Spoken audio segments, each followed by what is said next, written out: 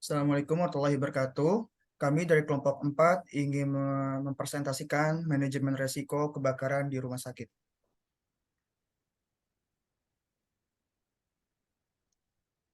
Kami beranggotakan yang pertama itu ada Gabriel Ebit Sinaga dengan NIM 21101038.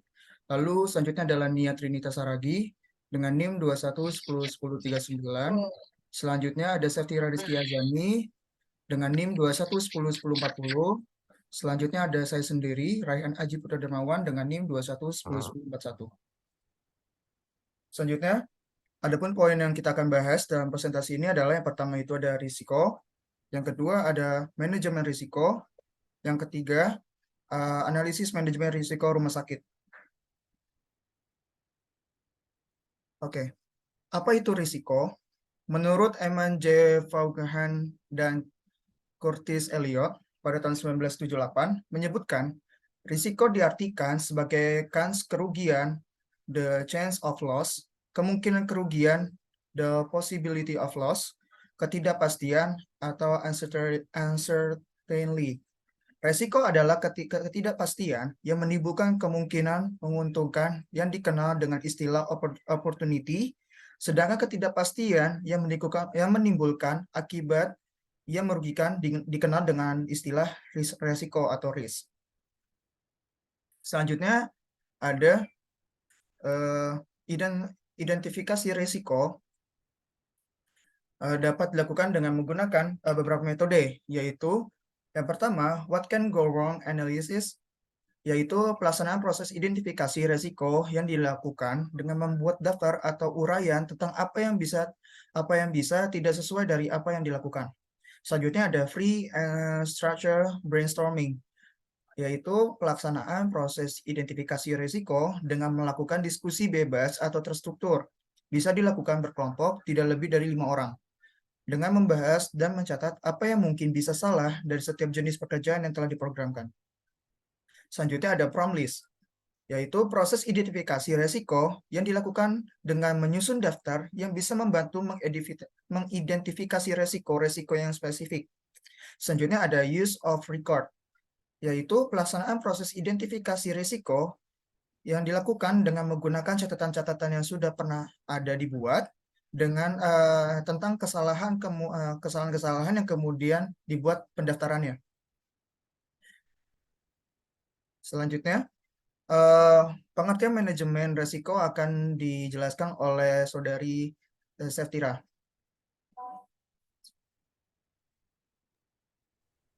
Oke, terima kasih moderator. Di sini saya akan menjelaskan apa itu manajemen risiko. Manajemen risiko merupakan aplikasi manajemen umum yang berhubungan dengan berbagai aktivitas yang dapat menimbulkan risiko. Definisi tentang manajemen risiko bersangkutan dengan cara yang digunakan oleh sebuah perusahaan untuk mencegah ataupun menanggulangi suatu risiko yang dihadapi. Next. Tahapan yang terdapat dapat dijelaskan sebagai berikut. Yang pertama ada identifikasi risiko, yang kedua ada klasifikasi risiko, yang ketiga ada analisis risiko, yang keempat menyikapi risiko, dan yang terakhir tanggapan terhadap risiko. Di sini ada analisis manajemen risiko kebakaran rumah sakit. Ada identifikasi risiko. Yang pertama, sumber risiko kebakaran seperti peralatan listrik, peralatan medis, dan bahan kimia yang mudah terbakar.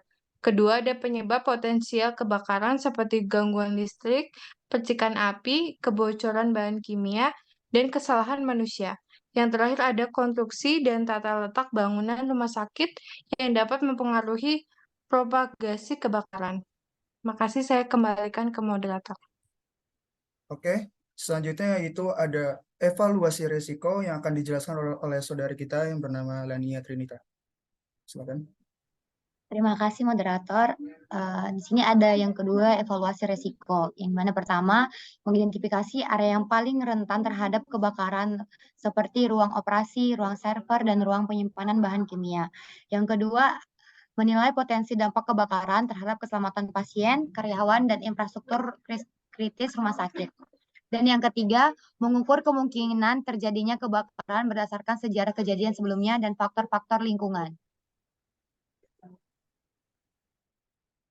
Selanjutnya ada pengendalian risiko, yang dimana di sini itu pertama memastikan pemadaman api yang memadai seperti sistem deteksi kebakaran yang sensitif, sprinkler, dan pemadam kebakaran portable. Yang kedua itu melakukan pemeriksaan rutin dan pemeliharaan peralatan listrik dan peralatan medis untuk menghindari kegagalan yang dapat menyebabkan kebakaran. Yang ketiga, menyediakan pelatihan dan kesadaran yang memadai kepada staf tentang tindakan darurat kebakaran, evakuasi, dan penggunaan peralatan pemadaman kebakaran. Next. Lanjut, rencana penanggulangan kebakaran. Yang pertama, menyusun rencana penanggulangan kebakaran yang jelas dan terdokumentasi, termasuk prosedur evakuasi, peran dan tanggung jawab staf, dan koordinasi dengan pihak berwenang setempat. Yang kedua itu melakukan simulasi evakuasi secara berkala untuk memastikan kesiapan dan keefektifan rencana penanggulangan kebakaran.